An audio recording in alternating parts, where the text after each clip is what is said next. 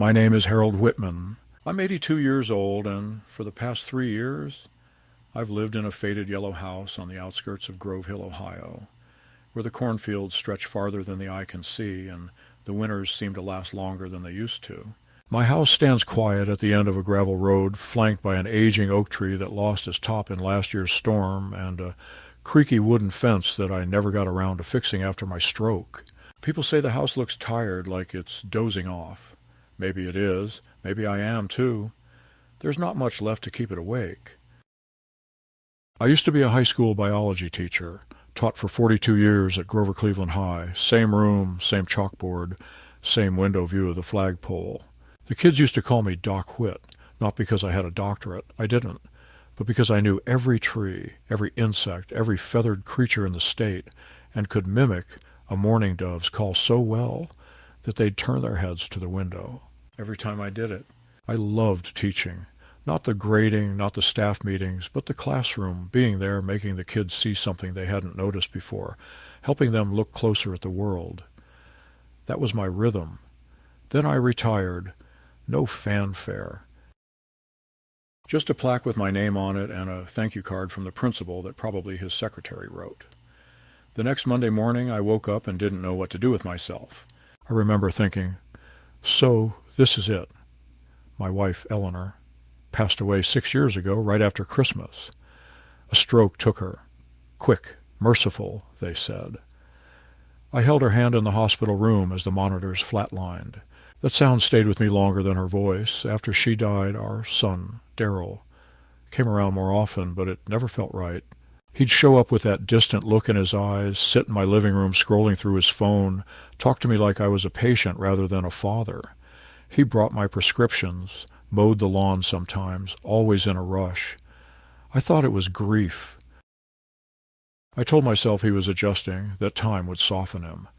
But it didn't. He changed after Eleanor died, got colder, sharper, more impatient. I started to feel like I was in his way. Daryl was our only child. Eleanor wanted more, but it just didn't happen. He was a shy boy, always building things alone in his room, talking more to his Lego castles than to other kids. I remember driving him to Cub Scouts and waiting in the parking lot because he cried when I tried to leave. I did everything for that boy. Maybe that was the mistake. Maybe I protected him too much, praised him too quickly, spared him the weight of his own failures. He grew up smart, became a financial planner in Columbus, married a woman named Clarissa, who never liked me much, thought I was too old-fashioned, whatever that means. They had no kids. Too much hassle, Daryl once said, as if raising him hadn't been the hardest, best, most soul-wrenching gift of my life. After my stroke last year, I lost a bit of myself, not all at once. Bits and pieces, like ash blowing off a fire. Words took longer to come. My right hand trembled when I reached for a glass. The mornings became a ritual of tests. Can I stand? Can I button this shirt? Can I remember why I came into the kitchen? I was in rehab for 6 weeks, then sent home. Alone. A nurse came twice a week, cheerful and overworked, always in a hurry. The rest of the time it was just me, the television, and the birds outside the window. Daryl visited twice in 3 months. Each time he brought groceries and a clipboard with insurance forms. He always asked the same question, soft and casual, like it didn't matter. Have you thought about your estate plan, Dad? I told him not yet. Truth was, I hadn't thought about anything beyond the next sunrise. My days were too small for that. But the question stayed. It clung to me like mildew. When I finally told him I wasn't ready to talk about wills or property, he didn't argue. He just nodded and looked past me, like he was already imagining a future where I wasn't in the room. The loneliness thickened in the house. Time moved in strange ways. Sometimes I'd fall asleep at noon and wake up thinking it was morning. The mail became my only excitement. I'd walk to the box in my robe and slippers like a ritual pilgrimage. Most days there was nothing but catalogs and silence. The neighbors, if you can call them that, don't come by. One family moved out last spring. The other keeps to themselves. I haven't had a real conversation in weeks. When the second stroke came, it was worse. I remember falling near the kitchen sink, cold tiles, the edge of the counter slamming into my ribs, then darkness. Next thing I knew, I was in a hospital bed tethered to wires, my mouth dry, my mind fogged. I couldn't speak. I couldn't move. I saw Darrell once, maybe it was twice, standing at the foot of the bed talking to the doctor. I tried to call out, but nothing came. He looked at me like he was looking at an empty box. That was the worst of it. Not the pain, not the fear, but that look, like I was already gone. I didn't know how long I was out. Days, maybe weeks. When I came to again, really came back, the nurse told me something strange. She said, "Well, we didn't expect you to wake up, Mr. Whitman. Your son made all the arrangements, cremation, small memorial at your house. It was all very fast."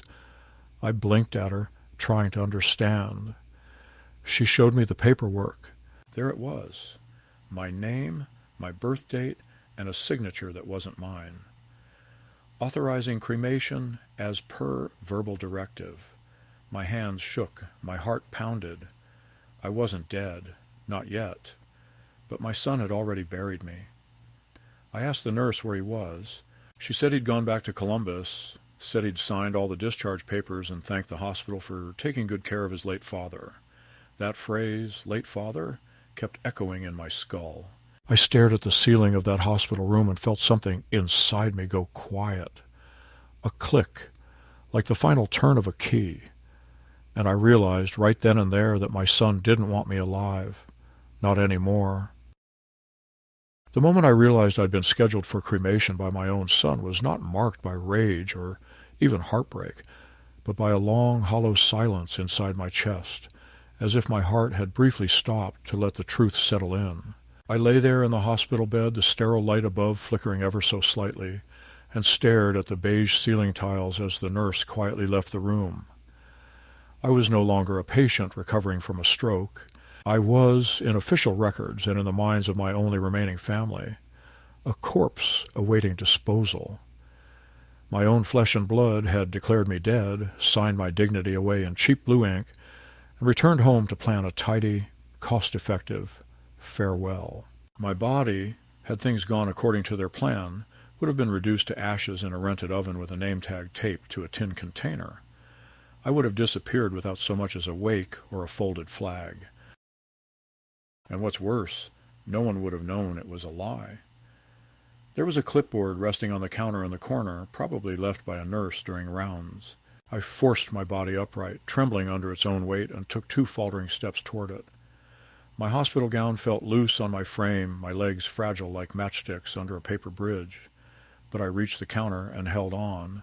The clipboard had discharge notes, curious schedules, vital signs, and then, stapled at the back, a document titled Authorization of Cremation. There it was again, my full name, social security number, birth date, and a scrawl of a signature that claimed to be mine. But it wasn't. I've signed enough report cards and field trip forms to know my own name. This was Darrell's doing, and beneath that, the line that made my stomach turn, no memorial service requested. Immediate cremation preferred. I put the clipboard down slowly, my fingers trembling as if they didn't trust the world anymore. I shuffled back to the bed and sat down hard, out of breath. There was a soft knock on the door. A young man in scrubs poked his head in. He was new, a resident maybe, with dark circles under his eyes and a kindness in his voice that made me want to cry. "Mr. Whitman," he said carefully. "You're awake. That's something of a surprise." I nodded slowly. "You and me, both." He stepped in and shut the door gently behind him. "I'm Dr. Shaw. I was the one overseeing your chart for the last couple of days." He looked nervous, maybe unsure how to explain the strange dance between death and resurrection I'd just performed. "Your son said you had no advance directives on file, no living will, but he assured us that cremation was in accordance with your wishes." I held up my hand. "That's not true," I said, and my voice was raspy, foreign to my own ears. "I never agreed to that. I never signed anything." Dr. Shaw looked genuinely startled. Then there's been a serious mistake." I told him everything I could. About the first stroke, about Daryl's visits, about the way he'd been nudging me towards signing documents I hadn't fully read, and how I always deflected those conversations. Dr. Shaw listened carefully, nodding, the muscles around his jaw tightening as I spoke. When I finished, he sighed and sat in the chair beside the bed. "Mr. Whitman, I think you should speak to someone from the hospital board. This is serious. If you hadn't woken up when you did, well, frankly, they were arranging the transport of your body. The order had already gone out to the crematorium." I stared at the floor. "Did they notify anyone else? Friends? Neighbors?" He shook his head. "Just your son. We asked him if there was anyone else, but he said you had no one." That landed like a stone in my gut. No one. That word, spoken so casually by the man I raised, cut deeper than any betrayal. It meant I was disposable, not even worth a phone call to the folks at the VFW hall, not worth an obituary in the local paper. Just gone. I asked if I could be discharged. Dr. Shaw looked uncomfortable. "It's irregular considering your condition. But you're lucid, mobile, and stable. If you insist, we can prepare your papers by tomorrow. I can personally help make arrangements to get you home or somewhere safe." I nodded. "I don't want to go home." He raised an eyebrow. "Then where?" I thought about that. I hadn't a clue. I didn't know where Daryl was living now. He'd sold their old house last year. I didn't have a car anymore. My phone had been missing since the stroke. But I had a bank card in my wallet and a mine that was still, by some miracle, mine. That was a start. That night I stayed awake in the hospital bed, eyes fixed on the half-drawn curtain and the faint blue glow of a monitor. I listened to the breathing of the man in the next room, the gentle beep of machines keeping people like me alive, or pretending to. I thought of Eleanor, of her quiet warmth, her hand on mine as we watched storms roll in across the cornfields. I whispered to her, not really expecting an answer. "They tried to burn me, Ellie, while I was still here." By morning, I was ready. Dr. Shaw kept his word and arranged for me to be discharged. I refused the hospital transport and instead asked if he knew someone who could drive me, quietly. A nurse named Marla, in her early 50s and clearly disillusioned by the institution, offered to take me in her old sedan during her lunch break. "Where to?" she asked as we climbed in. I gave her Daryl's last known address. It was a long shot, but I had to start somewhere. The drive was long through winding rural roads that I hadn't seen since Eleanor's funeral. The sky was overcast, the trees casting long shadows over the pavement, and Marla filled the silence with soft hums to the radio. We pulled into a suburban neighborhood on the far side of Columbus, where all the houses looked like they were printed off the same factory line. "You sure about this?" she asked. I nodded. "I'll figure it out from here." She handed me a brown paper bag with a sandwich and a bottle of water. "Just in case," she said, then drove off without asking for anything in return. I walked slowly toward the address, my knees stiff and my chest heavy. The house was freshly painted, a tasteful gray with white trim. Cars lined the curb, balloons and a banner hung over the front door. My eyes narrowed.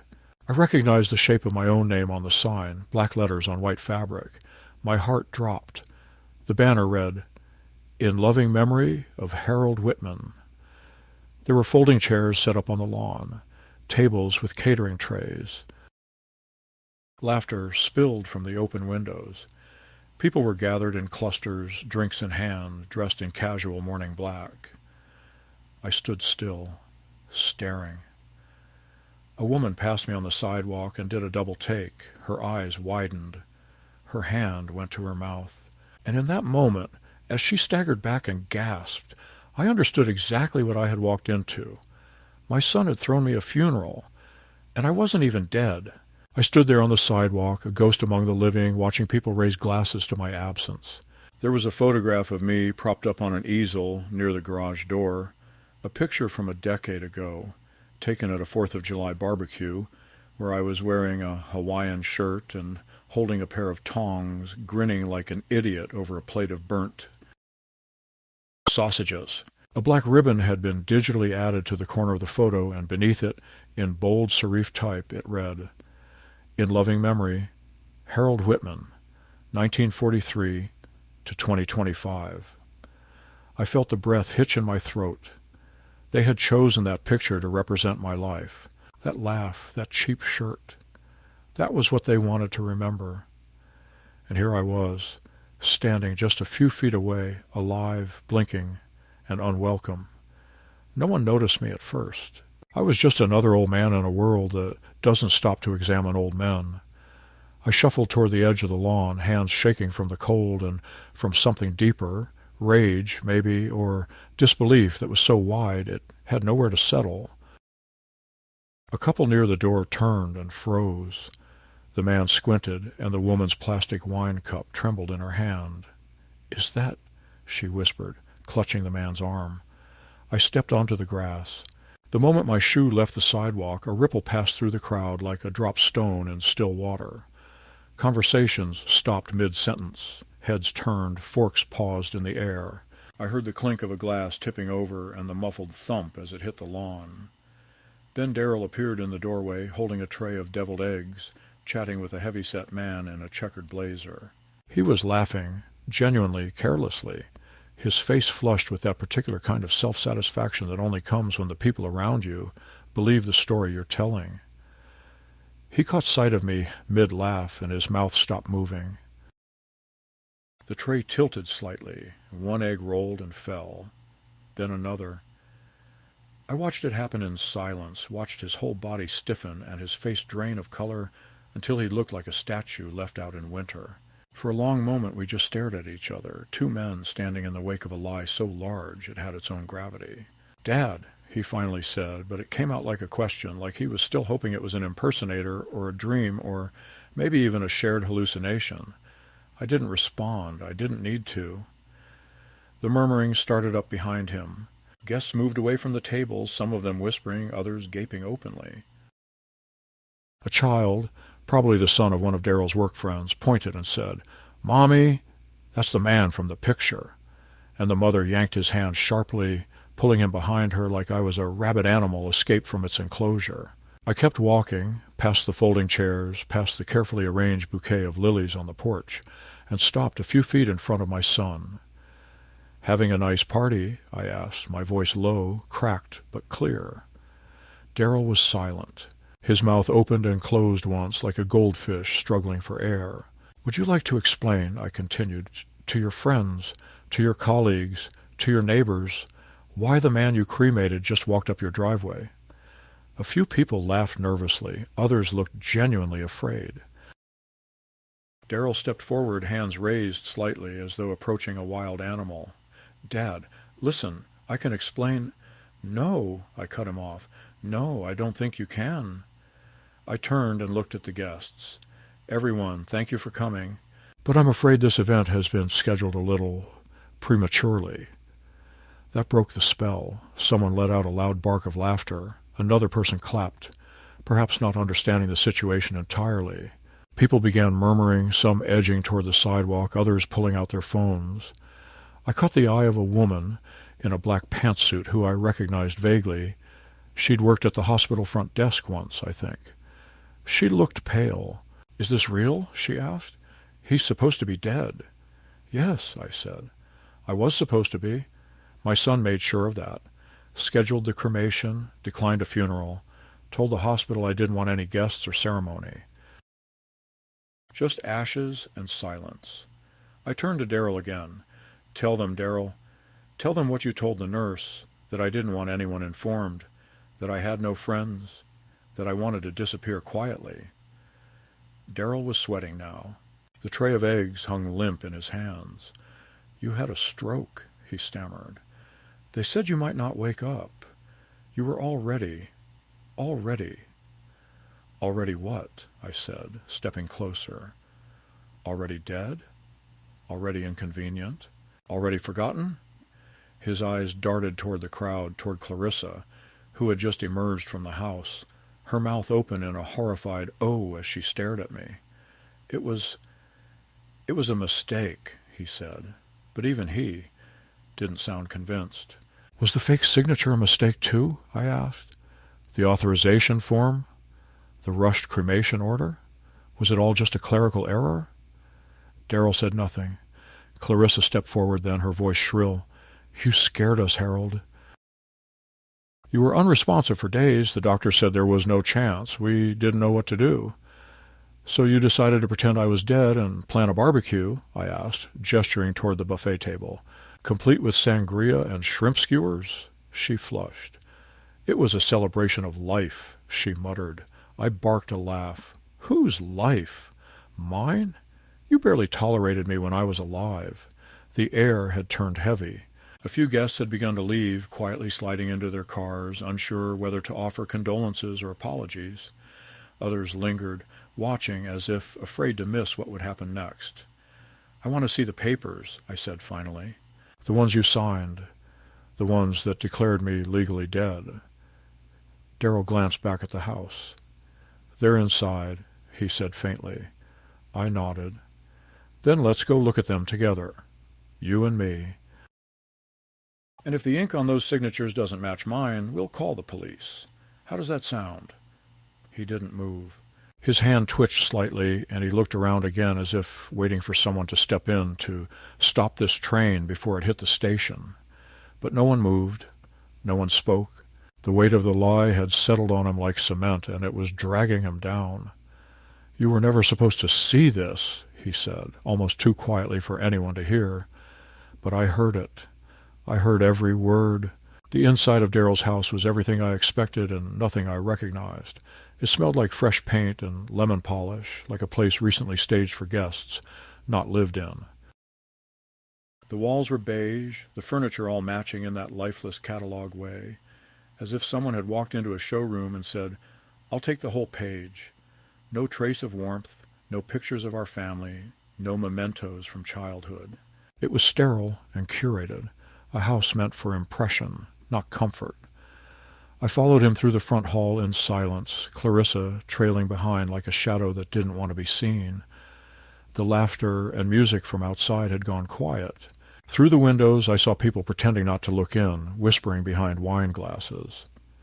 Darrell led me to a small home office near the back, its shelves lined with financial planning books and a diploma from Ohio State. There was a filing cabinet in the corner, locked, of course. He knelt down, pulled a key from his pocket, and opened the top drawer. From inside, he took out a manila envelope with my name on it in large, shaky letters. This is everything, he said, without turning around. Medical records, hospital correspondence. The authorization form, I took the envelope from him, my hand still unsteady but firm. I walked to the desk and opened it slowly, like defusing a bomb.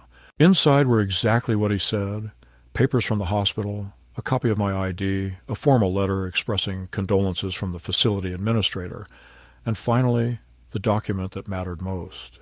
I unfolded it with the care of someone holding a death certificate with their name on it. There it was again, my name, my date of birth, the checkbox next to cremation requested per verbal directive, and beneath it, a scrawled signature. It was a near-perfect imitation, but it wasn't mine. It had none of the tight curves I'd spent a lifetime perfecting, none of the slow, deliberate slope of my H. I had seen enough forged student excuses over the years to recognize the difference between real and real enough. I turned to Darrell and held it up. This, I said, my voice sharp, is a lie. He sat down heavily on the edge of the desk, his face pale and sunken. I didn't mean for it to go that far, he said. You were gone, Dad. You weren't waking up. The doctors said it was a matter of time. That's not your decision to make, I snapped. That's not your right. You didn't even wait. You didn't ask. You just signed my life away like I was a broken appliance. Clarissa hovered by the door, arms crossed tightly over her chest. It wasn't just him, she said quietly. We both agreed. We thought it was the kindest thing. I turned to her slowly. Kindness would have been sitting by my bed. Kindness would have been waiting. Kindness wouldn't have involved a forged signature and a goddamn backyard wake before the body was even cold. She flinched. Darrell looked down at the floor. We were in debt, he admitted. The hospital bills, your prescriptions, the mortgage, there was no money left. We thought if we handled it quickly, we could keep it from becoming a financial disaster. "So you canceled my funeral," I said, astonished by how calmly the words came out. "You canceled my funeral to save money." Neither of them answered. There was nothing to say. I sat down in the chair opposite him, letting the papers rest on my lap. For a while, no one spoke. A breeze rustled the sheer curtains behind us. Somewhere down the hall, a phone buzzed and went ignored. "How long were you going to wait?" I asked finally. "Before you touched my accounts, my house, my insurance?" Clarissa glanced at Darrell. He looked away. That was all the answer I needed. "I taught you better than this," I said, barely above a whisper. "Your mother did too. She'd be ashamed of you." Darrell's head snapped up. "Don't bring Mom into this," he hissed. "She's not here to argue." "Exactly," I said. "She's not here. But I am, and I'm not going anywhere." I stood up, pressing the papers back into the envelope. "You may have planned my death, Darrell, but you didn't plan for what happens when the dead walk back into their own lives." I left the house without another word. Outside, the crowd had mostly dispersed. The banner with my name still fluttered gently in the breeze. I paused at the curb, looked back once, and then walked down the street, not knowing where I was headed, only knowing I needed to keep moving. I wasn't dead. But something had ended that day, and I knew I would never step foot in that house again. I didn't go far that day. My legs, still weak from the hospital, carried me 3 blocks before the burn in my knees forced me to sit down at a bus stop, where the bench was warm from the afternoon sun and stained with the kind of neglect cities no longer bother to fix. I sat there for almost an hour, clutching the manila envelope like a wounded animal, watching the cars roll past and trying to assemble the pieces of what I had just walked through. The reality had not yet settled into something I could understand. There had been a photograph of me with black ribbons and guests with cocktails. There had been Darrell, pale and cornered, holding my death certificate. And then there was me, alive and no longer part of that house, no longer welcome in a place where my existence had become an inconvenience. When the sun began to dip and the heat started to fade from the bench, I stood again, slower this time, and walked to the corner gas station. I bought a bottle of water and asked the clerk if there was a motel nearby. He pointed down the road without much interest, and 10 minutes later I was handing over what cash I had for a night in a dim, sagging room with yellow walls and a flickering lamp that hummed louder than the air conditioner. I sat on the edge of the bed, took off my shoes, and stared at the floor for a long time. That night I didn't sleep. I couldn't. My mind replayed everything: Clarissa's guilt-laced silence, Darrell's weak defense, the way the crowd had stared like they were watching a man climb out of his own grave. At some point past midnight, I took out the envelope again and laid everything on the bed. I reread the hospital documents, the forged signature, the cremation order, the letter from the administrator. And something clicked, a kind of clarity that only comes after being stripped of every illusion. They hadn't just tried to cut me out. They'd prepared for it. They had expected I wouldn't wake up, and when I did, they didn't go to the hospital or call the doctors. They didn't ask if I was okay. They didn't even pretend to care. Number. They threw a party. They printed flyers. They stood in front of my photo and toasted their version of my life because the real one had become too burdensome to bear. And when I stood on their lawn, breathing, blinking, still in possession of my name, they looked not relieved, not grateful, but terrified. Because the story they had rehearsed so carefully, the story where I was gone and everything I owned was now theirs, had unraveled in front of 30 witnesses. The next morning I took a bus back to Grove Hill. It took 3 transfers and nearly 8 hours to get there.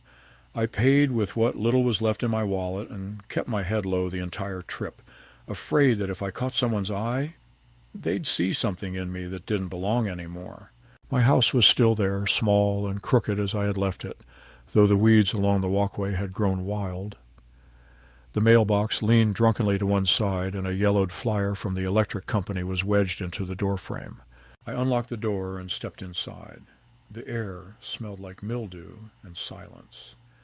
I dropped my bag in the hallway and stood in the middle of the living room, not knowing what to do with myself. The house felt smaller now, more like a waiting room than a home.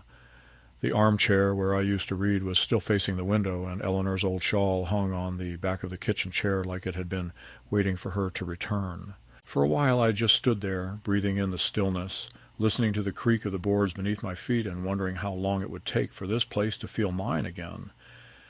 It didn't take long for the next betrayal to arrive. 3 days after I returned home, I received a call from the bank. The woman on the line, polite but firm, said she needed to verify a transfer request. $12,000 from my savings account to a new joint account opened under Daryl's name. I told her I had made no such request.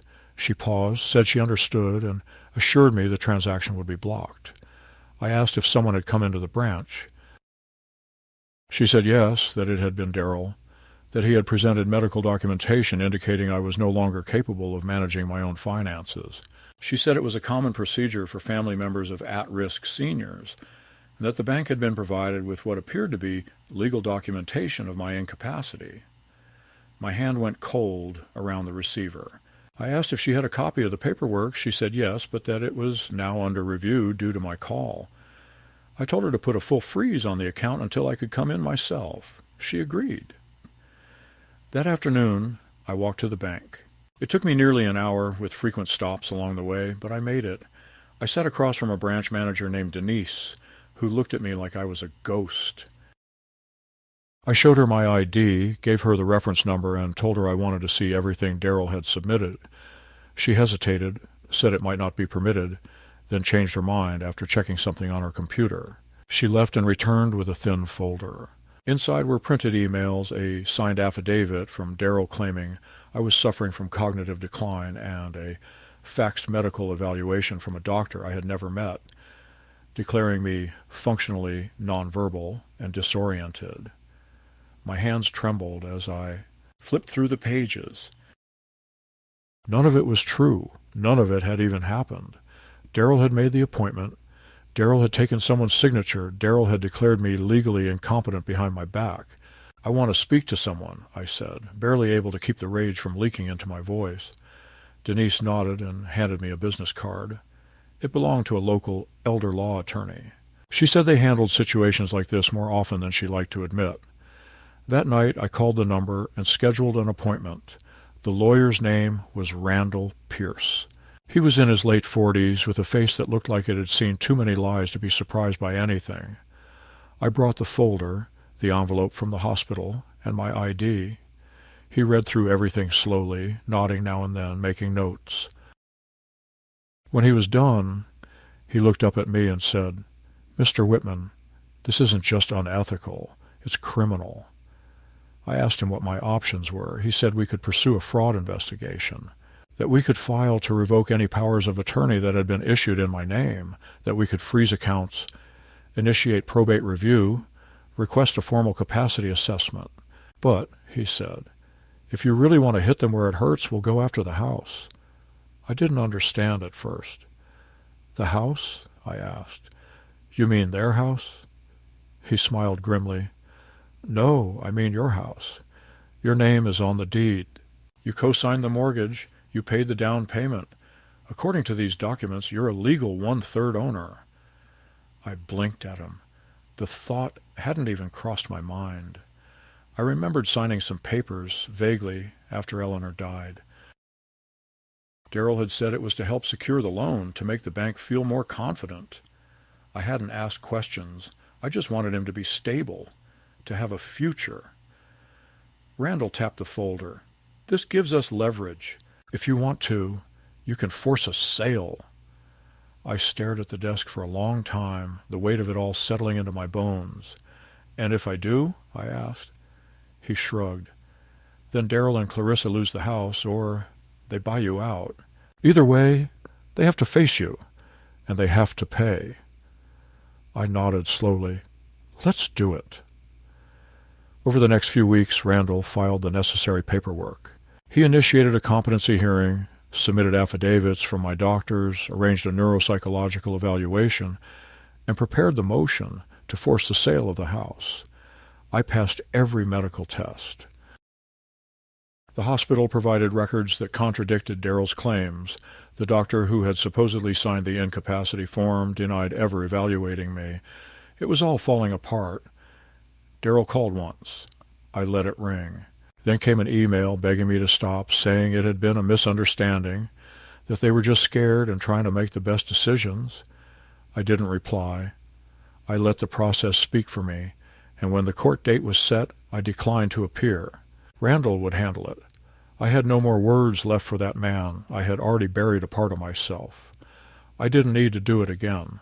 The courthouse was a gray slab of stone and silence tucked between a shuttered post office and a bakery that had long ago stopped baking anything fresh. I didn't attend the hearing. I couldn't. Not because I wasn't able to, but because I didn't trust myself to sit in that sterile room across from Darryl and Clarissa without saying something I'd regret. Randall went in my place. He carried a folder thick with evidence, copies of forged documents, testimony from hospital staff, results of my cognitive tests, and sworn statements from neighbors who'd seen me walk, talk, and manage my own household. He didn't need theatrics. The truth was heavy enough. I waited at home, drinking black coffee and watching the clock crawl from minute to minute, my breath catching every time the wind pressed against the windows like a hand trying to come inside. When the call finally came, it wasn't Randall. It was Denise from the bank. She sounded calm, but beneath her voice was the tightness of someone who had just witnessed something unravel. "Mr. Whitman," she said, "the court ruled in your favor. The motion to declare you incapacitated has been dismissed, and the forced sale petition has been accepted. Your son and daughter-in-law have 30 days to either buy out your share or vacate the property." The judge was very clear. I thanked her and hung up. Then I sat in the silence of my living room, the walls still humming with the ghosts of conversations past, and I felt something I hadn't felt in years. Justice. Not joy, not revenge, but something colder and more permanent, like a wound finally stitched shut. 2 days later, Clarissa showed up at my door, alone. Her car idled in the driveway like it was too ashamed to turn off its engine. She knocked softly, like she was afraid the house itself might reject her. I opened the door and stood there without a word. She looked thinner than I remembered, her face drawn, her hands clasped tightly in front of her like a student waiting for punishment. "Harold," she said, her voice barely above a whisper, "can we talk?" I stepped aside without speaking. She walked into the living room and looked around as if seeing it for the first time, even though she'd been here a dozen times back when Eleanor was alive. She didn't sit. I didn't offer. "We never meant to hurt you," she said. It got out of hand." I didn't respond. She turned to face me. "Darryl's ashamed. He hasn't slept in weeks. He thought you were gone, and when he realized you weren't, it was too late to undo everything, and he panicked. He didn't know how to fix it." I raised an eyebrow. "So he doubled down, faked a diagnosis, tried to clean out my account." Her lips tightened. "We didn't use the money," she said quickly. "It was never withdrawn. We thought if we got control of your estate, we could stabilize things." "Stabilize," I repeated. "That's a polite way of saying erase me from the picture." She looked down at her feet. "We were drowning, Harold. You have no idea. Darryl lost 3 major clients. We were behind on the mortgage. Credit cards maxed. We thought—" "You thought I was worth more dead than alive," I said, finally sitting down. "At least be honest." Clarissa walked to the window and stared out at the brittle lawn. "What do you want from us?" she asked quietly. "What will make this end?" I took a moment before answering. "It won't end. It will change, but it won't go back. I'm selling my share. The court has ruled. You have 30 days. "We don't have that kind of money," she said. "Then you'll move," I replied, my voice calm and cold. "You'll pack up your carefully staged life and start over, just like I had to. You wanted a future without me? You got it." She turned then, her face trembling. "He's still your son." "No," I said, meeting her eyes. "He was. Now he's just a man who threw a funeral for someone still breathing." She said nothing else. She left quietly, the door clicking shut behind her like a final period at the end of a sentence that had been dragged out far too long. The next week, a real estate agent, one of Randall's contacts, came by the house. He was a polite man in his 50s with sharp eyes and no small talk. He looked through the papers, confirmed my ownership, and began the process of listing my 1/3 share for sale. "It's an unusual situation," he admitted. "Most buyers won't want a partial share unless they intend to force a full sale." "Let them," I said. "Let the next knock on Daryl's door be from someone else."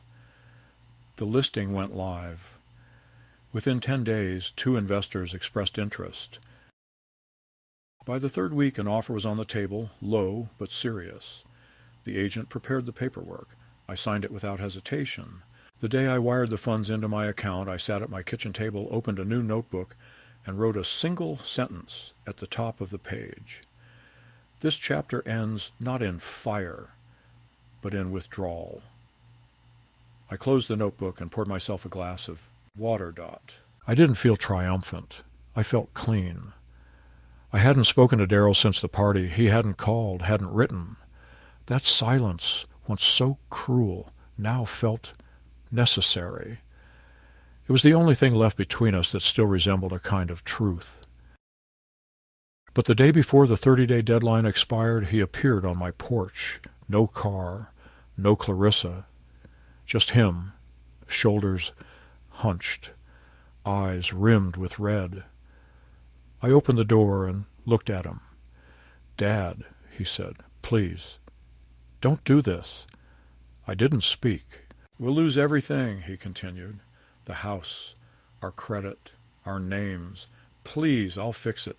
I'll sign whatever you want. Just don't finish this." "You already finished it," I said. "You finished it when you tried to bury me and bury the truth along with me." He stepped forward. "I'm sorry. I swear to God I'm sorry. I wasn't thinking." "You were thinking plenty," I said. "You were thinking about your mortgage, your debts, your future. You just weren't thinking about me." "I didn't want it to be like this," he whispered. "Neither did I replied. But we're here. And I'm not going back." He nodded slowly, like a man hearing his sentence read aloud. Then he turned and walked away, not looking back. I watched him go, and for the first time in years, I didn't feel abandoned. I felt liberated. The house sold 3 weeks later to a private buyer who had no interest in sentiment or family legacy. He was a developer, polite but cold, who planned to flip the property and parcel off the lot behind it for construction. I signed the papers without ceremony. When the transfer cleared, Randall called to confirm that Daryl and Clarissa had been served with the final notice. They had 60 days to vacate or buy the remaining shares at a price they could no longer afford. I didn't ask where they went or how they would manage. I no longer wanted to know. It was the last thread between us, and I let it snap without regret. I wasn't being cruel. I was simply done being lied to in my own name. The money from the sale wasn't much after fees and taxes, but it was enough. Enough to close the account that Daryl had tried to drain, enough to prepay the place I'd chosen for myself, a small but clean room in a veteran's retirement home in central Ohio, where no one knew me as the man whose son buried him alive. Here I was just Harold, no history to explain, no wounds to keep reopening.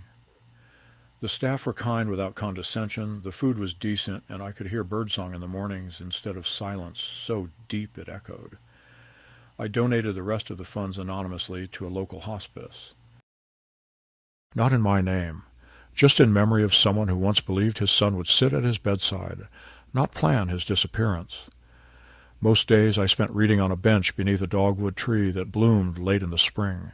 The petals would fall in slow spirals, like the past shaking itself loose without need for permission. I played chess with a man named Roy, a former Marine who had outlived both his legs and his bitterness. We didn't talk about family. We didn't have to. Every move on the board said enough: protect what matters, sacrifice wisely, never leave your king exposed. I hadn't felt that kind of quiet satisfaction in decades. About a month after I moved in, I received a letter. No return address, but I knew the handwriting before I even opened it. Daryl. The envelope was thick. Inside were 3 pages and a photo.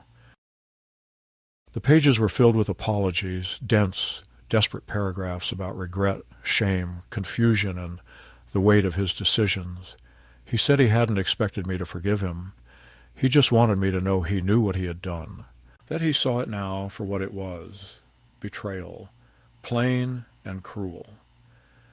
At the bottom of the third page he wrote that Clarissa had left him, that he was living in a rented apartment in a bad part of town, that he kept the picture from my old living room on his desk, the one of me and Eleanor at the lake, just to remember what he'd lost. The photo enclosed was of the two of them, taken some time before her stroke. She was laughing. He was about 8, missing a front tooth, holding her hand like it was the most precious thing in the world. I folded the letter and photo and placed them in a small box beneath my bed. I didn't reply. Not because I wanted to punish him, but because I'd already said everything I needed to say the moment I walked into that funeral. My silence now wasn't absence. It was peace. In the evenings sometimes I sit by the window and watch the sun collapse behind the trees in colors too loud for sorrow. I think about Eleanor, about the way she used to hum while washing dishes, about the time she made me laugh so hard I spilled an entire bowl of spaghetti in my lap. I think about Darryl as a child before mortgages and forged documents, when he used to ask me to read him bedtime stories in my radio voice, and I wonder, not bitterly but curiously, where it all began to twist. I don't have answers. I don't need them anymore. They say you only die once, but I think that's a lie. I died when they signed those papers. I died when they toasted to my absence with deviled eggs and polite laughter. But I also lived again in a bus stop, in a courthouse, in a chess match, in a letter that arrived too late to fix anything, but just in time to acknowledge it. And that, I suppose, is what justice feels like. Not triumph, not revenge, just the quiet relief of being seen for who you are, even if it happens at the very end. I am Harold Whitman. I am not gone, and I never will be.